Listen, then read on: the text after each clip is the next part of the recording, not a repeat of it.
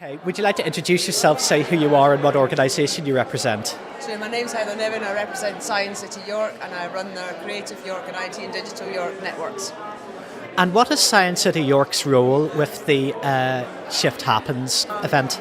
Well, over the last few years we've supported Shift Happens. Last year we put a small amount of money in, but we also provided social media training in the foyer during the day and all of the breaks to try and encourage people to set themselves up with Twitter accounts and Facebook and to show them how to live stream and look at all these free tools that are available to businesses and individuals.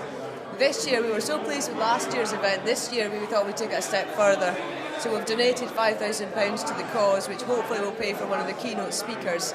Also, we are providing 10 free bursaries to our Creative York and IT Digital York members, where there'll be a competition for those before the event kicks off in July. And we'll still be doing we'll still be involving our Phoenix Centre residents to come along to the foyer and show people the social media techniques again this year. So, what will be happening at tonight's event?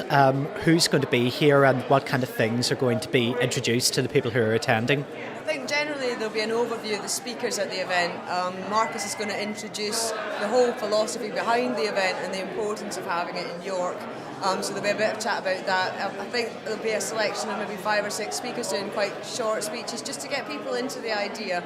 There'll be a nice video being played which will give everyone a flavour of the day's sort of order of play and the kind of speakers that will be coming from all over the world. They'll also be talking about the live streaming and the Skyping that they'll be doing throughout the event as well. So I think it's generally a kind of encourage everyone to participate, talk to any potential sponsors and try and raise the profile of the event and try and get more people to support it in York. You use a lot of Web 2.0 technologies as part of the Shift Happens festival. How important is it that these play a role in kind of creative and accessible arts in York? I think it's absolutely vital. I think this is the age of social media. It isn't going away. It's massive. It's overtaken email. There's more people on using Facebook and Twitter now than are actually emailing people. For creative companies, it's absolutely crucial that they get up to speed with social media. It can be used to distribute their work and ideas throughout the world. It's good for building relationships both within the region and out with the region. It's a great way of people keeping in touch. It reduces isolation in rural locations. Most of our creative companies are small companies under 5 employees, and most of them live out in the middle of nowhere. So for them, it's absolutely crucial to link in with the rest of the network.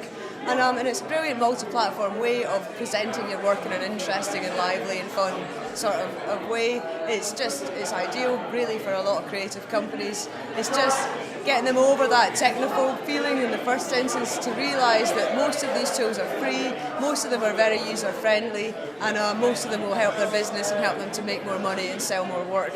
So absolutely crucial.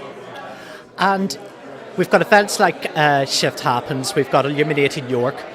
How do you feel York could kind of promote itself better as a city that celebrates kind of web culture as part of its art scene? I think we need to look at a long-term strategy for York. Already the council have just signed a contract for high-speed dark fibre broadband in the city, which will provide 1 gigabits per second broadband speeds for communities, schools, the hospitals, and generally help the community in York. We're also putting a bid together just now for York to become the UNESCO City of New Media, which hopefully will go in this year. If that happens again, we're going to use that bid and document as a strategy for the city to try and provide an infrastructure and a support system to help the companies and the individuals in York move the whole agenda forward. So really action focused. And the UNESCO, is that on a national level or is it on a global level? It's on a global level. The only other city in the world that has the UNESCO City of New Media badge is Lyon in France. So Bradford's got the City of Film and we're going for the City of New Media.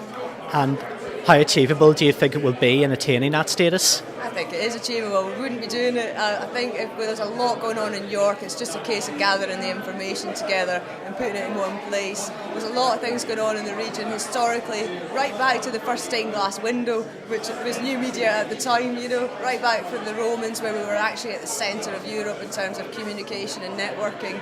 and right across the board. I think York already has it. It's just a case of identifying it, celebrating it, pulling the information together, and then seeing how we can work on our strengths and move it forward. That's wonderful. Heather, thank you very much for speaking to us. It's a pleasure, thank you. Cheers.